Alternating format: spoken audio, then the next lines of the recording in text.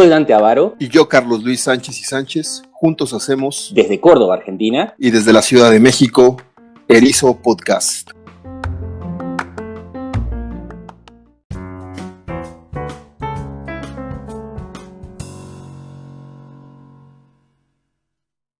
Los procesos electorales, las elecciones como comúnmente les llamamos, constituyen el mayor esfuerzo de acción colectiva en las democracias modernas. Cada elección no solo pone en liza a las distintas opciones que compiten por el voto del pueblo, sino también a un cúmulo de esfuerzos institucionales y de comunicación encaminados a ofrecer, por un lado, la llamada incertidumbre sustantiva y por otro, los incentivos necesarios de naturaleza simbólica y material para que las personas acudan a votar y voten por una propuesta o candidato determinado. ¿A qué nos referimos con la incertidumbre sustantiva? Bueno, primero que nada estamos ante el esfuerzo de poner en marcha el llamado método institucional, ¿no? Todas las instituciones encargadas de organizar los tiempos, procedimientos, reglamentar la competencia y la distribución de los cargos de representación, de tal forma que, uno, nadie tenga asegurado el triunfo antes, y dos, se brinden las garantías e incentivos para que las personas acudan a votar. En el segundo escenario, estamos en el campo de la comunicación política, el cual consiste en que las distintas estrategias discursivas, mediáticas, simbólicas, que los aspirantes a cargos públicos utilizan en cada campaña electoral para convencer a la gente de que voten por su oferta programática en lo particular y de que voten, por supuesto. En suma, cada mecanismo institucional y de comunicación tiene como objetivo ofrecer los incentivos para que el ciudadano maximice los beneficios y soslaye los costos del acto de votar. Es decir, Dante, que la gente no se quede en su casa y salga a votar, tal cual. Ese es uno de los mayores problemas que tienen las democracias modernas hasta la fecha. ¿Qué ha sucedido? La emergencia provocada por el COVID-19 ha colocado sobre la mesa la posibilidad de aplazar o modificar la forma en que se llevarían a cabo este año los procesos electorales en determinados países del mundo. Por ejemplo, al momento de grabar este episodio de Erizo, Bolivia suspende indefinidamente sus elecciones presidenciales. En México, el Consejo General del Instituto Nacional Electoral, el famoso INE, aprueba suspender todos los procedimientos electorales hasta nuevo aviso. En Estados Unidos, distintos estados de la Unión Americana han decidido posponer y reagendar la fecha de sus elecciones primarias, encaminadas a elegir tanto del lado demócrata como del republicano a los futuros contendientes de la elección presidencial. Ante la posibilidad de que la emergencia sanitaria pueda llegar hasta septiembre, comienza ya a discutirse no solo las fechas, sino también distintos procedimientos de agregación de votos que eviten el contacto e interacción entre individuos. En suma, creo que el COVID-19, y pregunto, nos coloca ante la posibilidad de que se transforme radicalmente la emisión del sufragio, al menos en los próximos años, o de manera inmediata. Y bueno, los distintos actores involucrados a favor y en contra, sin duda tendrán que replantear sus posturas ante una vieja discusión que recobra bríos, como lo es la posibilidad de votar electrónicamente. ¿Qué repercusiones tendrían estos procedimientos en democracias como la nuestra y en democracias consolidadas? Hasta ahí la dejo en un primer momento para iniciar la discusión, estimado Dante.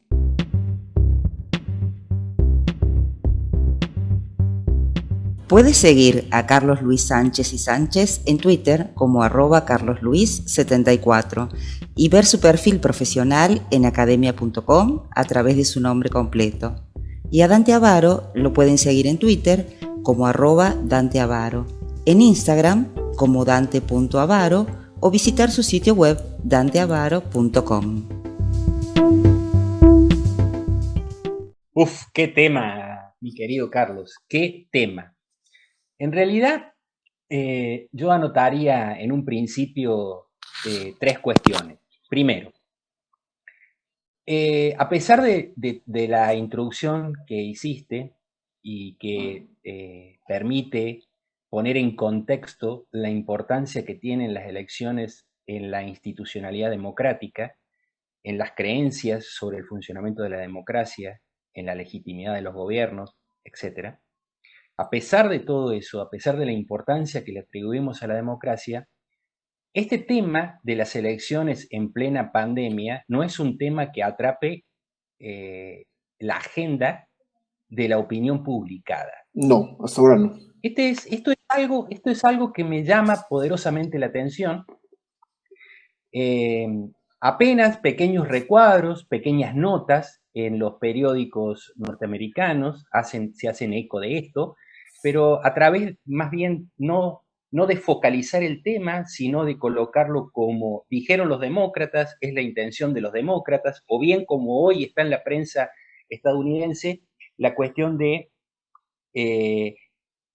asusar a Trump diciéndole que tiene que cerrar su cuartel general de elecciones, digamos, de las presidenciales. Pero este tema de las elecciones y la institucionalidad del voto, como a mí me gusta llamar esta cuestión, pasa no desapercibido, pero sí está colocado en un último recuadro de la prensa y de la opinión pública, de la opinión publicada. Esa es una primera cuestión. La segunda cuestión que quiero retratar es la siguiente.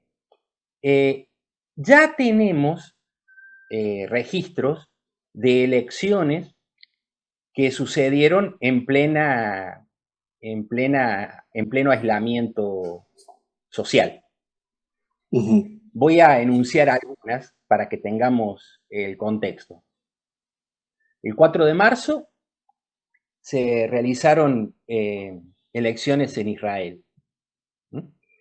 Y se hicieron bajo un esquema totalmente novedoso porque las casillas para votación fueron diferentes, fueron láminas de plástico y los funcionarios electorales, digamos, los que están en las mesas, en las casillas electorales, estuvieron vestidos con una ropa apropiada. Cuando decimos apropiada estamos diciendo con estos trajes que aparecen amarillos, en la televisión como, ¿no? Claro, o blancos, con las máscaras y todo lo demás. Además, es interesante anotar que en el caso de Israel hubo más de 5.000 votantes que lo hicieron desde los hospitales, porque estaban en aislamiento preventivo o cuestiones por el estilo, también desde sus casas, digámoslo así, los que estaban en aislamiento o cuarentena obligada. Otro proceso electoral que se llevó a cabo es Corea del Sur. Ya lo habíamos mencionado en alguna oportunidad que Corea del Sur tenía que renovar la legislatura.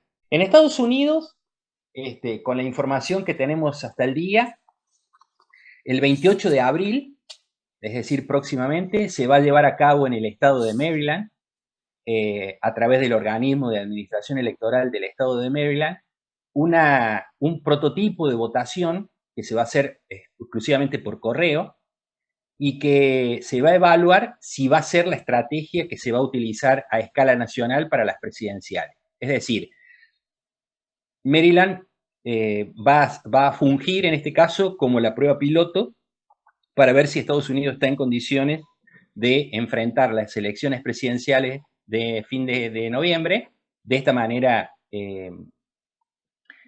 por correo, a distancia, digamos, ¿no? Bueno. Alemania tiene elecciones locales en Baviera, digamos, tuvo elecciones electorales en Baviera a fines de marzo, va a tener el 29 de marzo. Y se estima que se va a hacer por correo, ya está establecido ese asunto.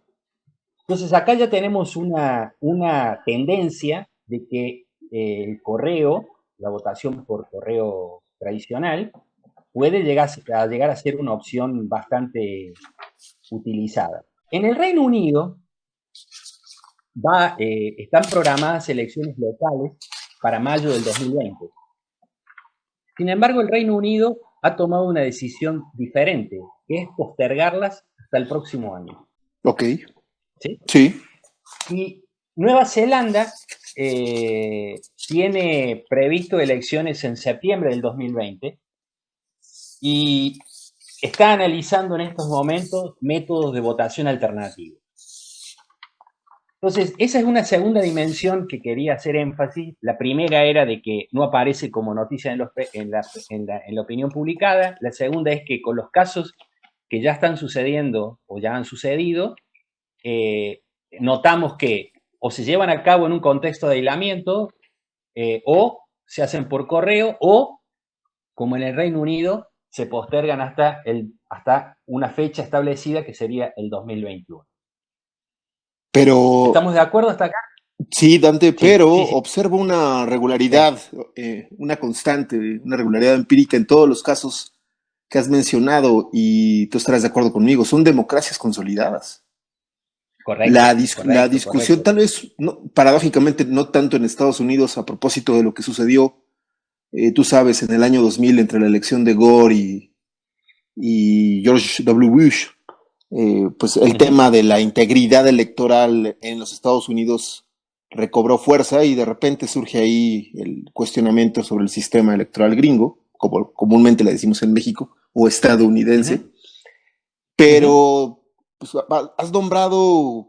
has mencionado, enumerado democracias consolidadas. Fíjate que Correcto. de acuerdo a un artículo de Thomas Winter, Pippa Norris y Sarah Cameron sobre registro electoral en las Américas, equilibrando inclusión y seguridad, que recientemente salió, señalan que Sí. desde en 2018 más de 350 millones de latinoamericanos acudieron a las urnas. Y la constante, en este caso, son las malas prácticas electorales en los distintos países de Latinoamérica. Por ejemplo, mencionan que en Venezuela, la coalición opositora a Unidad Democrática solicitó una auditoría después de que casi quedara fuera de las elecciones regionales un año antes, en octubre del 17. Hubo numerosas denuncias, señalan los autores en Honduras, irregularidades, y mencionan que precisamente la confianza pública en las elecciones en los Estados Unidos, en ese mismo mes de octubre del 17, fue minada por las denuncias de los republicanos que alegaron fraude electoral por un hackeo que se señala hizo la inteligencia rusa y sumado a la manipulación de la distritación electoral. Siguiendo con el caso norteamericano, se demostró en 1996, ya hace más de 20 años, que las máquinas para votar, que se usan en distintos estados, podrían ser hackeadas en menos de 5 minutos. Y fue el año pasado que se volvió a tocar el tema del voto electrónico con el anuncio de un contrato con el del Departamento de Defensa y una empresa de software por más de $10 millones para desarrollar una máquina para voto electrónico. Es decir, el fantasma de las malas prácticas electorales ahora estarían sintetizadas en esta famosa palabra de hackeo. Yo creo que se asoma y va a recobrar la discusión, va a alimentar, perdón, la discusión sobre esta cuestión pues, consustancial a la transición y consolidación de las democracias latinoamericanas. La amenaza del fraude, la amenaza de que me están haciendo trampa, la amenaza de que se está sesgando el resultado, como le queramos llamar, hacia un lado, hacia otro, y con actores políticos que, hay que decirlo, en América Latina, México, Argentina, no sé, tienen pues, una poca vocación democrática de aceptar el resultado por máximo o mínimo que sea. Es decir, no importa si quedas, en México tenemos casos en elecciones municipales o estatales, candidatos que quedan en quinto lugar, y me río porque es de risa, salen a anunciar que ganaron, ¿no? Y eso mina la credibilidad del resultado y va generando y ha ido alimentando, creo yo, una cultura política de la desconfianza que no hemos podido superar y que ahora con la emergencia del COVID-19 pues se agrega un elemento pues mayor que, como dijiste bien hace rato, ni siquiera ahorita está en la discusión, simplemente toda la gente da por hecho de que se van a aplazar las elecciones. Has enumerado los casos, claro, no por ello menos importantes de las democracias consolidadas, que ya han tomado carta en el asunto. Pero también yo creo que en esas democracias, me atrevo a jugarle al adivino, con el respeto que me merece la audiencia, de que puede revivir un poco el el tema también con ellos de que pues no va a haber trampa, no me van a hackear, no van a invadir los servidores, cualquier frase coloquial que queramos usar para aludir a esta cuestión. No sé tú qué opinas. Bueno, yo ese tema lo planteaste de manera correcta, estimo, y es toda una dimensión de análisis que en vez de mejorar, digamos, plantear ese problema en la agenda pública, en vez de generar soluciones, va a generar más controversias y, digamos, más salidas populistas al problema, ¿no? ¿Salidas populistas? ¿Cómo? Pero, Ajá, perdón. claro, más salidas populistas porque, mira, déjame introducir dos cuestiones para ilustrar mejor el asunto. Adelante. La primera tiene que ver con un caso local que quizás no marque una tendencia, pero sí marca un problema, y que es el siguiente. Aquí en la provincia de Córdoba, la capital alterna de la provincia de Córdoba tiene dos capitales, una es la ciudad de Córdoba y la otra es la ciudad de Río Cuarto. En ambas tiene asiento el poder ejecutivo, el poder legislativo de la provincia de Córdoba. Córdoba es general, tiene una sola cámara, digamos. Entonces, los miembros del Parlamento se llaman legisladores. Estaba pronosticado para fines de mayo que se iban a desarrollar las elecciones a la presidencia municipal, a la intendencia de la ciudad de Río Cuarto. Estamos hablando que es la capital alterna. Estamos hablando de que es una situación política de relevancia. No es una ciudad cualquiera, sino que es la capital alterna. La Carta Orgánica, digamos, la Constitución local, marca en uno de sus artículos que el encargado de llamar elecciones es el presidente, es el intendente en vigencia, digamos, ¿no? Entonces, el año pasado, el intendente había marcado el calendario electoral para a fines de mayo. Bien. Entonces, el intendente posterga las elecciones hasta septiembre de este año. ¿Estamos de acuerdo? Ok, te sigo. Pero el punto es el siguiente. Él termina su mandato los primeros días de julio. Ok. Entonces, la ciudad tiene que quedar con un intendente interino entre julio y las nuevas elecciones. ¿Estamos de acuerdo? Sí, claro. Bien, ahí hay algo que es complejo desde la perspectiva institucional. ¿Qué quiero transmitir con esto? Es que cuando estamos hablando de los procesos electorales, de la institucionalidad del voto, no solamente estamos diciendo que el problema está en el acceso al poder, sino en el ejercicio del poder también. ¿Por qué? Porque lo que marca el caso de Río Cuarto es que va a tener todo el mes de julio, todo el mes de agosto, septiembre, y hasta que entregue el poder, un intendente que no fue votado. Bien, entonces, este fenómeno no solamente está alterando los calendarios electorales, la forma en que se va a votar, sino también en el ejercicio del poder. Y acá va mi segundo ejemplo. Argentina, el Parlamento está cerrado. Mientras que, por ejemplo, Bruselas tiene el Parlamento abierto, trabajando a distancia. Ok. Lo que quiero mostrar con estos dos ejemplos es que esta pandemia no solamente está afectando las reglas del juego de cómo vamos a acceder al poder, cómo se va a acceder al poder, sino también está afectando los ejercicios actuales del poder. En el caso de Río Cuarto es porque va a tener unos 2 o 3 o 4 meses un intendente que no fue votado y que va a tener que tomar decisiones. ¿Sí? Y en el caso argentino, solamente el Ejecutivo está tomando decisiones. El Parlamento, al cerrar, le cedió todo el marco decisional al Ejecutivo. Claro. Entonces, ¿en qué medida la democracia está funcionando? ¿Y cómo es que está funcionando la democracia? No, evidentemente sí, se está se están alterando las dos dimensiones, y créeme que no lo había visto así, ¿no? Se está... Bueno, Adelante, adelante. Déjame introducir otra cuestión en esto. Las personas que nos están escuchando son muy conscientes que gran parte de la crítica a la Unión Europea tiene que ver en un punto axial que es la crítica a la burocracia de Bruselas, que es costosa, que toma decisiones tardías, que etcétera, etcétera, etcétera, etcétera. Ahora esa burocracia está tomando decisiones, está funcionando a través de pantallas virtuales.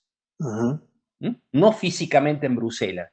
Bien, cuando volvamos a la normalidad, en el momento que volvamos a la normalidad y bajo los cánones que volvamos a la normalidad, la pregunta es, ¿la gente no se empezará a preguntar, oye, ¿para qué hace falta que vivan en Bruselas? ¿Se justifica la dimensión de la burocracia? Sería la otra pregunta. Claro, no, pero también va a permitir esto pensar de que si los ciudadanos pueden trabajar a distancia, ¿por qué no los políticos también pueden hacerlo? Y si eso va a bajar los costos del mantenimiento de la administración burocrática de la política, ¿no? Los costos de transacción de la política. Entonces, ahí se abre todo un conglomerado de problemas que vos muy bien lo pusiste con el tema de una reingeniería institucional en torno a la institucionalidad del voto, que es el acceso al poder, pero también en el ejercicio del poder, ¿no? Sí. Lo digo esto por lo siguiente, mira, antes de que sucediera todo lo del coronavirus, en Argentina el presidente tenía una idea que quería descentralizar el poder ejecutivo en varias regiones del país. No me digas, aquí se copian los estilos, aquí en México igual. Sí, no me digas. Pero el punto es el siguiente, nunca llegó a decir cómo lo quería hacer, si quería llevar ministerios, parte de los ministerios. Lo que parecía era que lo que quería hacer eran como reuniones localizadas, ir de vez en cuando y sesionar con todo su ministerio o parte de su ministerio en diferentes lugares del país. Okay. A lo cual yo en ese momento generé un tuit diciendo o preguntando es que yo no estaba ni en desacuerdo ni en acuerdo con la propuesta. Lo que no me quedaba claro es por qué era necesario. ¿Estamos de acuerdo? Bien. Vuelvo a lo mismo ahora. ¿Qué sentido tiene hacer ese ejercicio bajo este momento de trabajo a distancia, a través de videoconferencias, que no es suficiente eso para que las personas se pongan de acuerdo, tengan diálogos, ejerciten la argumentación, etcétera, etcétera, etcétera? Sí. Me parece que esta transición, mientras más larga se prolongue, lo del aislamiento social, mientras más tiempo dure, más va a hacer repensar prácticas del ejercicio del poder y no solamente del acceso al poder. Sí, estoy de acuerdo. Y volviendo a tu punto, que a través del cual arrancamos ahora esta parte, que tiene que ver con las diferentes respuestas de los gobiernos en democracias más consolidadas o menos consolidadas, el punto es que las democracias consolidadas no solamente tienen la certeza de que los organismos que instrumentan y responden por la institucionalidad del voto son creíbles, sino que también tienen condiciones tecnológicas, en el gran sentido de la palabra, para llevar adelante procesos alternativos como puede ser la votación por correo. Por correo. En nuestros países, claro, en nuestros países con democracias mucho más endebles, no solamente lo que está en juego es la certeza del organismo que vigila la institucionalidad del voto, sino que también tenemos serias dificultades en armar un sistema de votación por correo. Sí, yo de entrada, ahí te interrumpo tantito, al menos en el caso mexicano, lo descarto. O sea, hay un cuestionamiento que también quedó soslayado en la prensa ya hace varios años, pero que más o menos se le dio auge y se intentó, por lo tanto, revitalizar el sistema de correos mexicano, el sistema postal mexicano, que fue hace 12 años, y se le cambió la imagen y todo, y lo que sea, y durante el sexenio pasado de Enrique Peña Nieto el tema quedó, repito, soslayado, y sigue la percepción pública de que es un sistema errático, deficiente, etcétera, ¿no? Así que yo creo que en México queda descartadísimo el uso del correo para votar, ¿eh? Sí. Bueno, entonces, tomando en cuenta de que votar por correo no sería una buena opción porque no tenemos los recursos necesarios para hacerlo, ni la logística, ni el aprendizaje para hacerlo. Tomando en cuenta de que nuestros organismos electorales están sacudidos por dudas y atacados por diferentes flancos, sumado a que las poblaciones descreen bastante de estos organismos. La decisión que aparece en ese horizonte es postergar las elecciones. Y por lo tanto se postergan los mandatos. Ahora, exactamente, pero más allá del problema jurídico, ¿no?, constitucional que esto implica, aquí se abre la caja de Pandora de los populismos, porque imagínate la serie de ataques que podrían venir desde cualquier lugar sobre este tipo de decisiones y lo que esto implica, ¿no? Entonces, yo lo que creo es que esta especie de gran incógnita temporal del COVID, del aislamiento social, lo que hace es va a agudizar las sospechas, por un lado, pero al mismo tiempo va a agudizar también los discursos más populistas, más disruptivos. Eso es lo que estoy avisorando, a lo cual le tengo cierto temor, digamos, que suceda, ¿no? Y además plantea, obviamente, cuestiones de legitimidad de la toma de decisiones. ¿En qué medida los actos autoritativos van a ser autoritativos? Digamos, el caso de Bolivia es el caso. Sí. ¿No? Sí, porque toma la decisión de aplazar la elección presidencial, una presidenta que ha sido cuestionada ampliamente, ella y su partido, su grupo, por la manera en que accedió precisamente al cargo después de haber sido derrocado Evo Morales. Ahí se suman dos conflictos, ¿no? Se agudiza el conflicto acerca de la legitimidad del mandato de la presidenta, de la forma en que accedió, y que ahora, pues, tal vez nuestros amigos de Bolivia, que si nos llegan a escuchar, nos digan cómo está la dinámica precisamente en la opinión pública acerca de qué tan legítima es la decisión de aplazar un proceso electoral que toma alguien que ha sido cuestionado por la forma en que accedió al poder, ¿no? Esa es una. Y de lo que recojo, de lo que acabas de mencionar sobre el populismo que se explaya ahora en esta dimensión, a ver, yo cómo lo vería. Uno, creo que se profundizaría el llamado de la continuidad.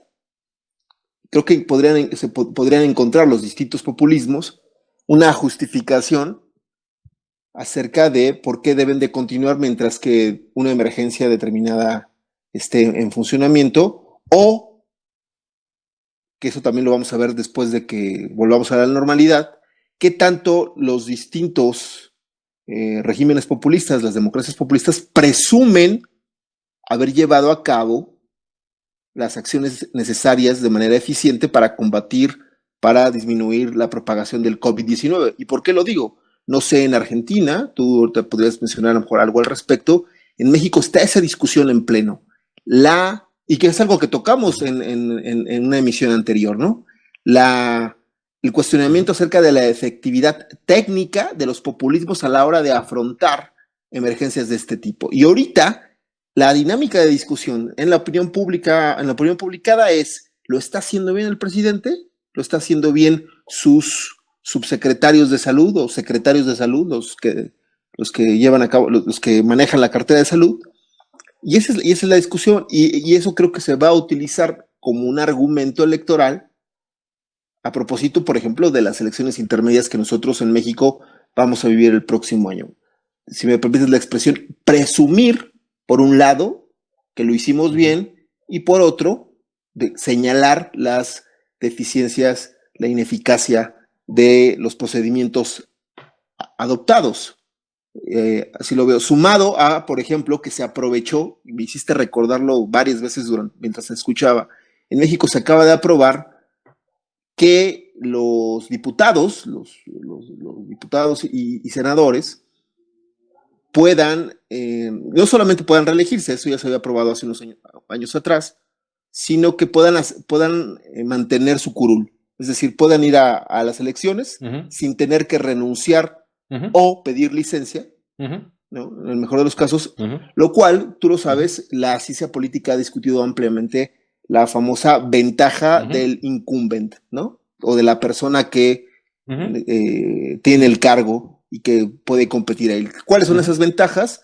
Recursos económicos, información, contactos clave en la administración pública y hacia afuera, y otra vez el fantasma que siempre ha azotado a las democracias latinoamericanas, que es el vínculo clientelar que se establece entre gobernante y gobernado o representante y representado, ¿no? No sé, ¿tú qué piensas? Sí, pero déjame, correcto, estoy de acuerdo, estoy totalmente de acuerdo, pero déjame darle una vuelta, una voltereta déjame darle una voltereta en el aire y plantear la cuestión de otra manera. Mira, no hace falta ser un genio ni haber estudiado ciencia política para darse cuenta de que más allá de la temporalidad que vaya a tener este aislamiento, y si las elecciones presidenciales en Estados Unidos se llevan a cabo por el voto o no, por el correo o presenciales con otros cuidados, está claro que el eje fundamental de la campaña presidencial va a ser la respuesta que tuvo Trump a el COVID-19 y lo que querían los demócratas que se hiciese en ese momento. Ahí está. ¿No? Bueno, entonces, está claro que las próximas elecciones van a estar dominadas por un tema de agenda, que fue la respuesta que tuvieron los gobiernos en funciones y que se quieren reelegir, o el partido que está en funciones y quiere contender para las elecciones que se llevarán a cabo, ya sea en el ámbito municipal, regional, provincial, estatal o nacional. Bien. El problema acá que yo veo es que las elecciones van a estar teñidas con una agenda de un tema que en alguna medida sobrepasa a las capacidades democráticas que han tenido los estados para dar respuesta al COVID-19. Me voy a explicar de otra manera. A mí me parece que es jugar con las palabras, esta idea de que no hay estado de sitio, sino que hay estados de alerta, decretos que ponen a la salud pública por encima de otras cuestiones. A ver, si bien no hay estados de sitio, o por lo menos en la gran mayoría de las democracias no hay estado de sitio, lo que sí hay es una suspensión de las garantías. Sí, eso por un lado, pero además del funcionamiento democrático al interior del Estado. Porque cuando yo coloco pura y exclusivamente un derecho por encima de otros, lo que yo estoy haciendo es dándole a ese ministerio que tiene que ejercer la responsabilidad por el cumplimiento de ese derecho todas las baterías de recursos financieros, de poder, etcétera, etcétera, para que se lleve a cabo ese plan. Entonces, de alguna manera, todos los gobiernos están alineados sobre una sola problemática y todos los otros problemas están quedando de lado. Entonces, ¿hasta qué punto uno puede decir que lo que se va a votar en noviembre, por ejemplo, tiene que ver con el funcionamiento normal, cotidiano de una democracia, que es una pluralidad de políticas y enfoques acerca de diferentes temas, que por la propia contienda se van a ir jerarquizando? Acá el tema ya está puesto de antemano y está puesto de una manera que la democracia decidió ponerlo como el tema, dejando que otros aspectos de la sociedad democrática se pongan por debajo de ese tema. Dicho de otra manera, Trump no puede soñar más con que su reelección esté planteada en el asunto del vigor económico de la economía americana. Eso ya fue. Él sabe perfectamente que su reelección está en juego con la respuesta que tenga sobre el COVID y los éxitos que tenga sobre el COVID-19. Así es. Pero no solamente todo el mundo lo sabe, y toda persona que está sujeta al escrutinio del voto sabe que su futuro se va a dirimir sobre la respuesta que está teniendo. Entonces, esa respuesta ha jerarquizado toda la democracia hacia un problema. Pero la pregunta es, ¿ese problema se jerarquizó democráticamente? Ese es el meollo de la cuestión. Se jerarquizó democráticamente. Y esto tiene que... Claro, y esto es lo que quiero poner énfasis, es que el COVID no solamente está alterando las agendas electorales, sino que está alterando el ejercicio propio del poder, ¿no? Y entonces, al alterar este ejercicio propio del poder, es obvio que también va a alterar el acceso al poder en los futuros, en las futuras elecciones. Entonces, por eso yo veo de que el populismo tiene un terreno muy fértil para crecer en estos momentos de la actualidad. Lejos de replegarse, va a adquirir más fuerzas. ¿Por qué? Porque tampoco hay evidencia intersubjetivamente compartida dentro de la ciudadanía para tener un diálogo maduro sobre el tipo de decisiones que se están tomando. Ok, sí, te estoy escuchando. ¿No? Estoy pensando, es que cada cosa que mencionas la estoy reflejando, digamos, empíricamente con el debate que se está sucediendo, al menos en México. Ajá, adelante. Yo lo que pondría a discutir es lo siguiente, ¿de qué manera las democracias están tratando de controlar los efectos negativos que el COVID está produciendo en el propio ejercicio de la democracia para mantener y asegurar la institucionalidad del voto? Esa es mi preocupación. Porque toda la energía democrática, ¿no?, está volcada en la primacía que adquirieron los ministerios o las secretarías de salud. Y volcada sobre ese derecho específico a partir del cual se legitiman las decisiones de los ejecutivos.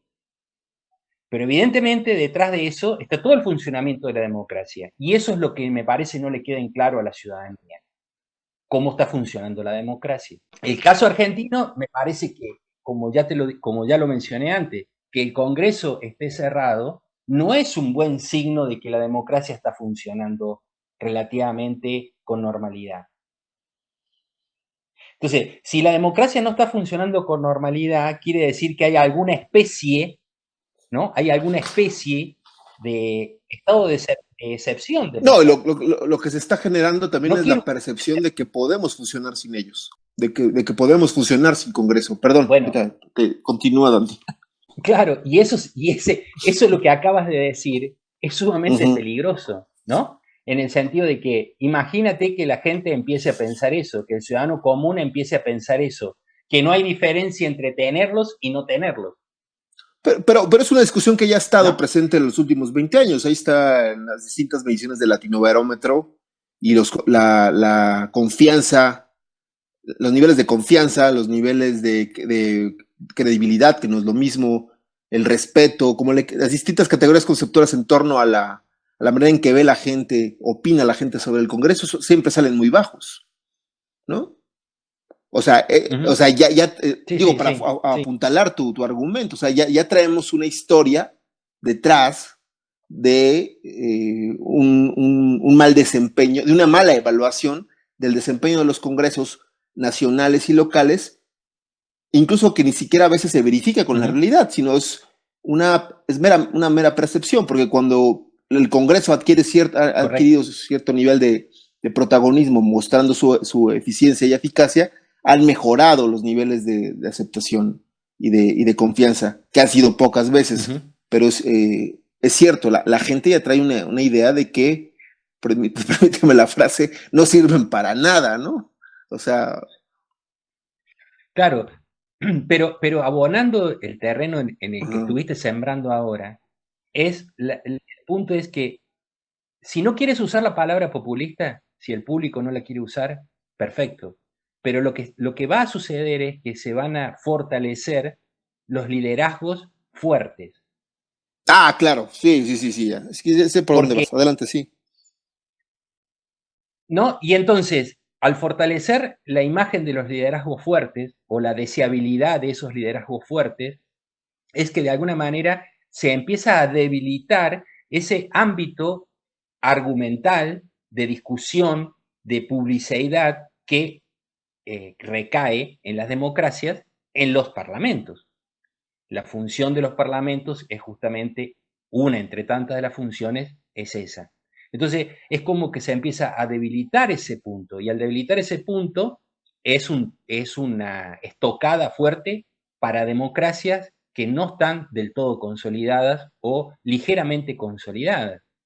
Entonces, ahí yo veo una problemática importante. Creo que los ciudadanos no le están pidiendo a los líderes de los partidos, a los líderes de las bancadas, a los responsables de las comisiones, a los líderes parlamentarios, no le están pidiendo que tengan una claridad meridiana y anticipatoria de cómo se van a hacer las elecciones y en qué circunstancias y todo lo demás. Pero sí creo que lo que estaríamos pidiendo los ciudadanos es una especie de discurso anticipatorio sobre el problema, esclarecedor sobre el rol, sobre lo que está puesto sobre la mesa, la importancia que tiene, y que vamos a utilizar todas las herramientas disponibles para garantizar esos procesos.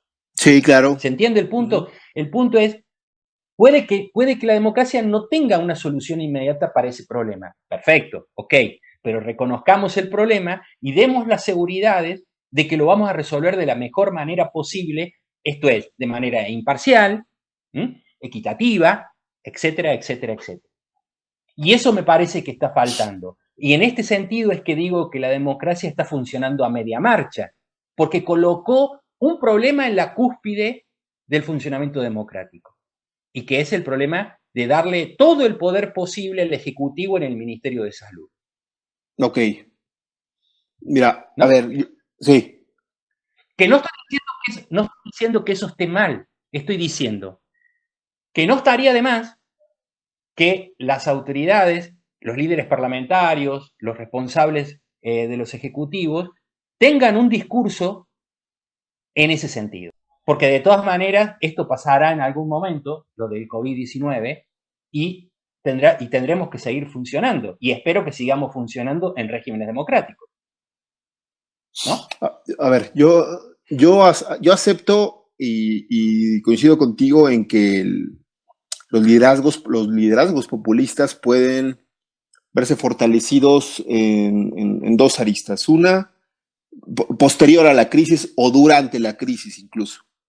Pero creo que sobre todo de manera posterior. A ver, comienzo. El primero es que creo que se reforzarán espero que no, pero lo creo, con todo lo que significa la palabra creer, ¿no? Tengo esa expectativa negativa de que se van a reforzar los ataques desde los liderazgos populistas hacia los congresos, como lo has centrado tú la discusión, y sobre la viabilidad de los organismos autónomos en general y en particular de los encargados de realizar las elecciones, ¿no? En México, en el caso del INE, creo que va a ser clarísimo que se va a reavivar un poco lo que habías mencionado en una de tus intervenciones anteriores, que fue centrada en el Congreso. Yo lo centro ahora en el caso de los institutos electorales, en todos los lugares de América Latina. ¿Y para qué sirven? ¿Y para qué tanto gastar en ellos? Ya se comprobó que se puede trabajar muy bien electrónicamente o de manera virtual, como le queramos llamar. ¿Por qué tanta gente? Es hasta peligroso, es ineficiente. Encontrarían, creo yo, el argumento justificatorio de su reducción a una mínima expresión, ¿no? Y sobre los congresos, tú ya lo mencionaste casi por completo, ¿no? Lo de los liderazgos fuertes, sí, yo creo que sí, y ha habido una competencia, si no lo queremos llamar populismo, sí hay una competencia por mostrarse quién es el más fuerte, por ejemplo, en el caso mexicano, entre gobernadores, ¿no?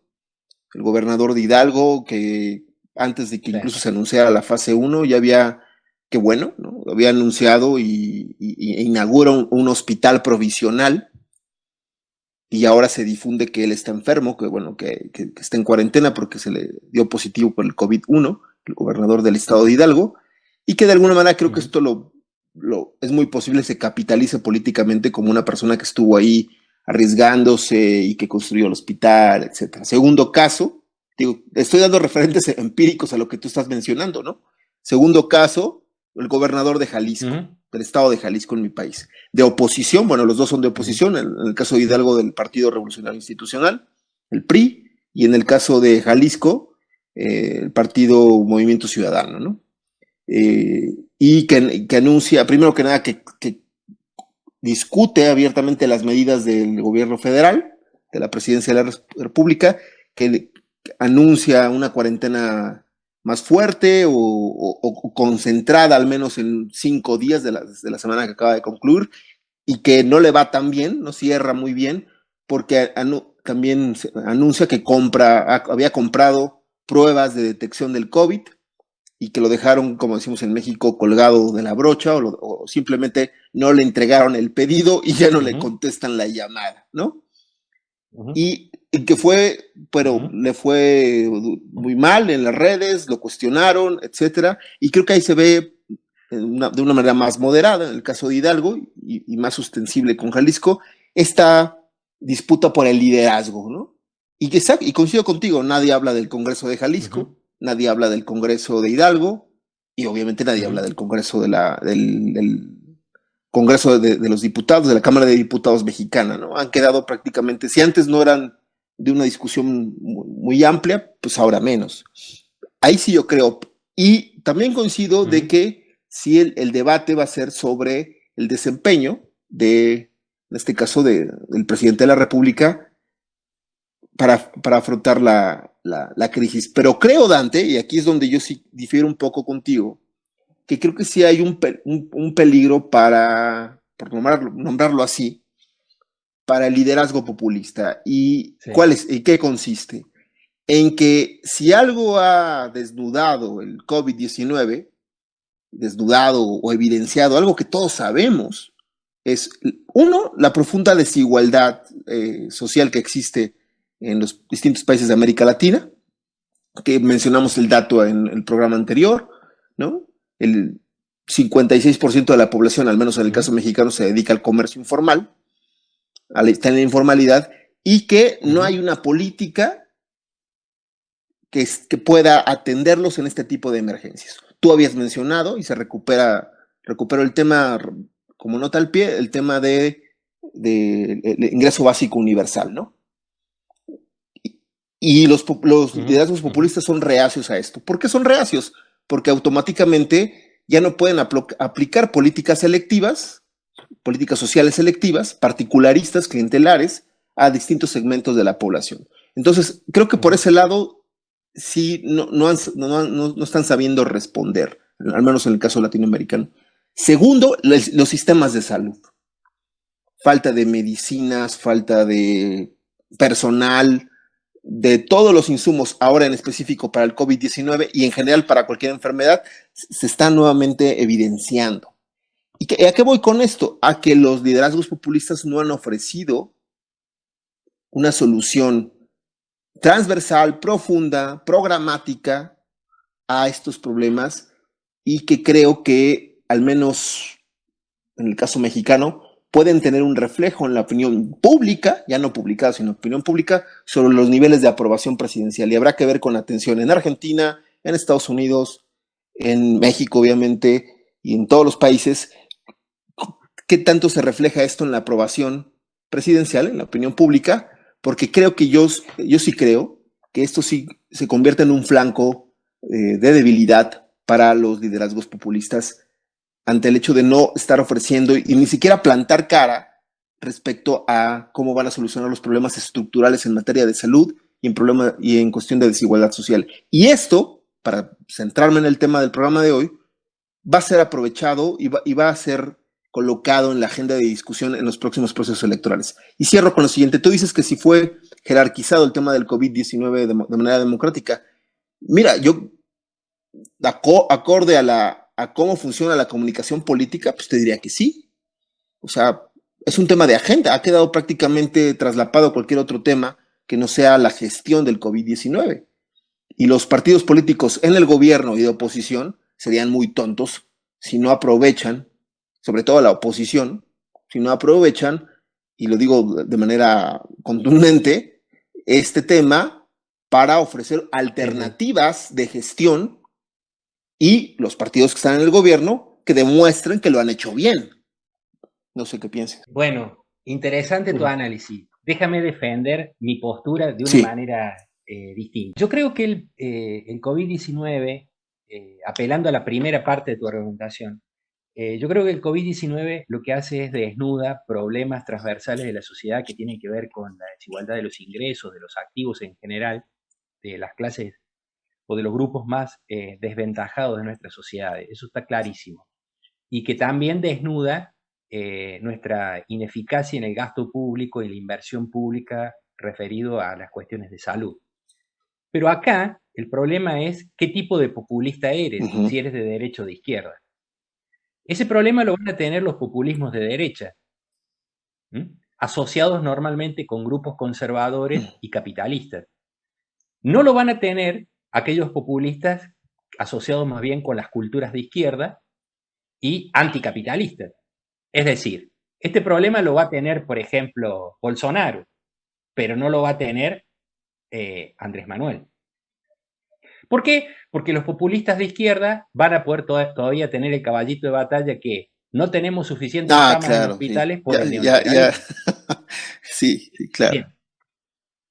¿Qué es el argumento básico de Podemos en España? Si yo no estoy leyendo mal. No, y de México también. Ahí hay una dimensión de que lo que va a hacer este problema del COVID es todavía tensar más la cuestión de capitalistas, anticapitalistas, y toda esa cuestión del maldito neoliberalismo. La segunda parte de tu argumentación, yo creo que el problema de la jerarquización en la agenda pública del COVID-19 sería deseable que recayera en una especie de discusión entre diferentes propuestas que tienen los partidos. Esto se ve en Estados Unidos, ¿verdad? Pero quizás se ve en Estados Unidos porque, ¿por qué? Porque es un momento electoral. Sí. ¿Estamos de acuerdo?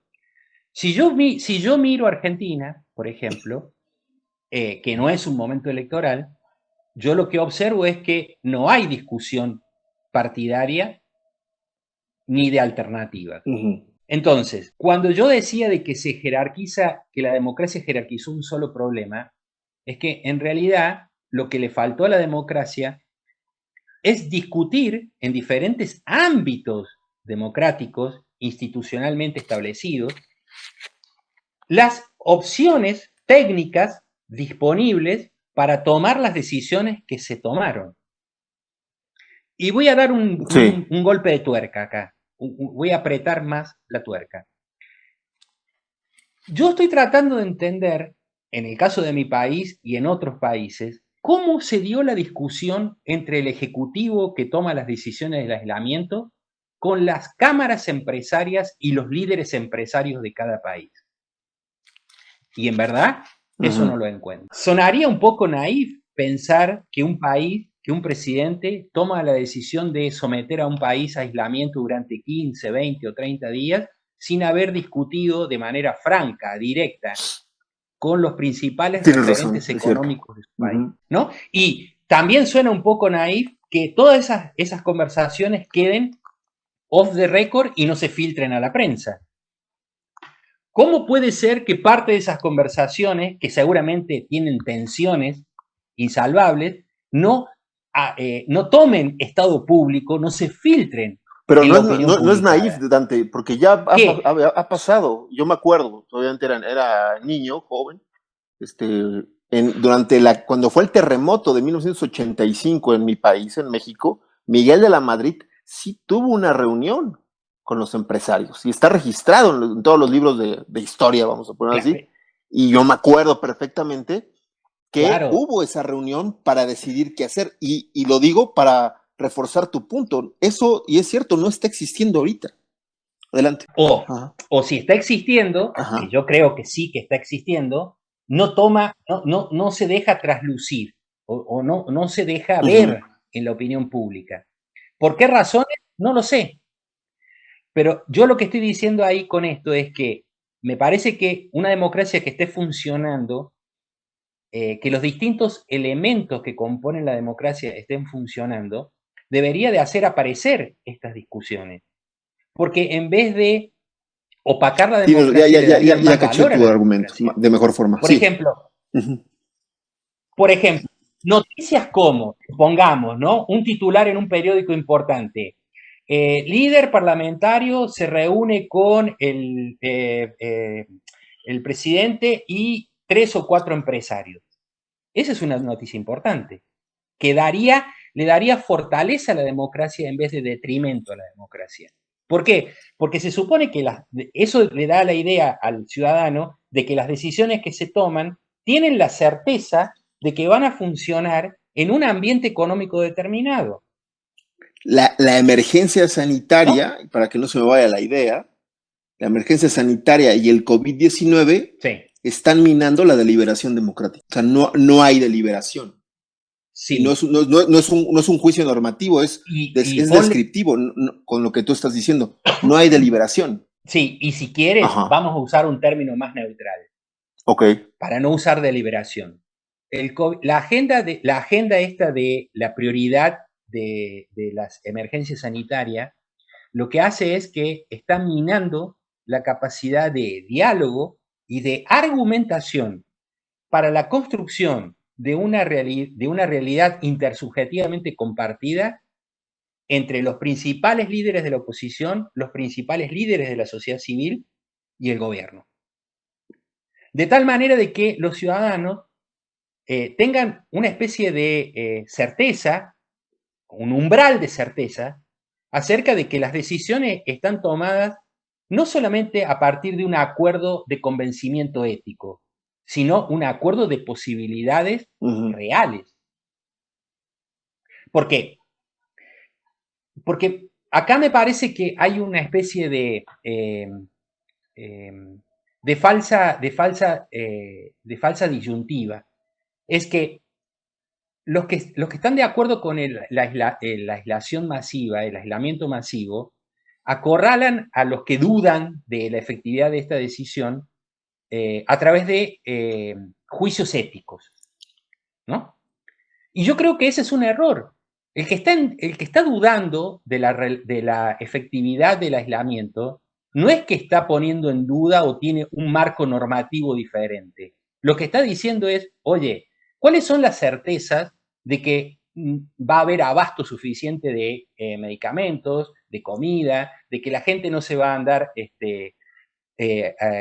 agolpando en ciertos lugares para obtener comida y generar problemas mucho mayores, etcétera, etcétera, Claro, etcétera? ¿no? ¿Me explico el asunto? Está, digamos, haciendo evidente, perdón, haciendo evidente la desconfianza constante acerca de la efectividad de los gobiernos y en general de la capacidad incluso de los mismos empresarios que se encargan de estas ramas de los supermercados y demás. O sea, la gente es así o tiene esa desconfianza porque tiene evidencia previa que lo sustenta, ¿no? O sea, por qué tendría que confiar que ahora las cosas van a ser diferentes? Entonces me anticipo y me traigo 50 rollos de papel de baño, latas, etcétera, a mi casa y de agua, valiéndome Sí, gorro claro. si realmente no. Pero lo hago porque tengo evidencia previa que justifica este accionar en términos de que antes no hubo un abasto suficiente, ¿no? Sí, sí. Y además con un montón de otras situaciones que tienen que ver con el funcionamiento de por ejemplo, hay un muy buen debate en Holanda, en los Países Bajos, acerca de cómo garantizar el funcionamiento de la justicia penal durante el aislamiento. En Argentina ya se sucedieron 3 o 4 o 5, ya no recuerdo, motines en las cárceles. Y hay una provincia que está dispuesta a liberar presos para que no haya más motines. Entonces, a ver, lo que yo quiero mostrar es que tomar la decisión del aislamiento es una decisión quizás éticamente correcta. No es un problema. A ver, la decisión del aislamiento involucra una pregunta de contenido filosófico. ¿Qué hacer? Pero esa pregunta de contenido filosófico se basa también en una construcción cognitiva de cómo es el problema en base al cual yo tengo que decidir. Mi preocupación a lo largo de toda la intervención que tuvimos hoy, de toda la emisión, tiene que ver con esa descripción cognitiva de cuál es el problema y qué recursos tengo ahí que están en juego. Entonces, yo te diría, yo cerraría por mi parte con una reflexión que va en este tono. Yo creo que cierto grupo de ciudadanos en América Latina, digamos, obedece o está de acuerdo con la decisión del aislamiento masivo y global que emprenden los gobiernos, más por el deseo que tiene de que las cosas salgan bien, que por una certeza acerca de que el gobierno esté haciendo lo correcto. Sí, claro, sí, claro. ¿Se entiende la diferencia? Entonces, a mí me parece que en el caso argentino se ilustra bastante bien esto, porque me parece que la cuarentena obligatoria, el aislamiento social que decretó el gobierno, lo decretó porque la sociedad se la estaba pidiendo. Sí, en México fue igual, o sea, no tardó mucho el gobierno actual. Bien. Cuando digo la sociedad, es una metáfora, porque en realidad no es la sociedad, es un conjunto de públicos que conforman la opinión pública que estuvieron pidiendo esto, ¿no? Mi querido Carlos, me despido de ti, pero antes quiero hacer una reflexión para que cada quien se lleve debajo del brazo, como se suele decir. Y es que me extraña mucho, la verdad, me extraña muchísimo que en la prensa, en la opinión pública, publicada, no existan prácticamente noticias acerca del COVID y los campos de refugiados. Qué interesante. Y esto sí es preocupante, que no sepamos absolutamente casi nada de lo que está sucediendo en los campos de refugiados, que no son pocos, y que hay un montón, millones de personas que están en esos campos. Solamente al costado de Bangladesh hay millones, ¿no? Los desplazados sirios son millones. No sabemos absolutamente, solamente. Gracias, Dante. Yo cerraría, yo nomás lo cerraría, si me lo permites, y habiéndote escuchado, que creo que el COVID-19 y todas las aristas que hemos abordado coloca de nuevo un tema muy importante que, digamos, da sustento al estudio de la opinión pública y del comportamiento electoral, que es un tema que tangencialmente abordamos, que es que las diferentes capacidades que tiene el individuo para funcionar en una democracia en términos cognitivos se están viendo en este momento, este diferencial de capacidades que será utilizado, y así ahí lo dejo, utilizado, no sabemos de qué forma, por los liderazgos tanto populistas como democráticos. ¿Cómo utilizarán este diferencial basado en información distinta, en capacidades de procesar esa información? Y creo que eso es lo que está evidenciando el COVID-19. Pues muchas gracias, Dante.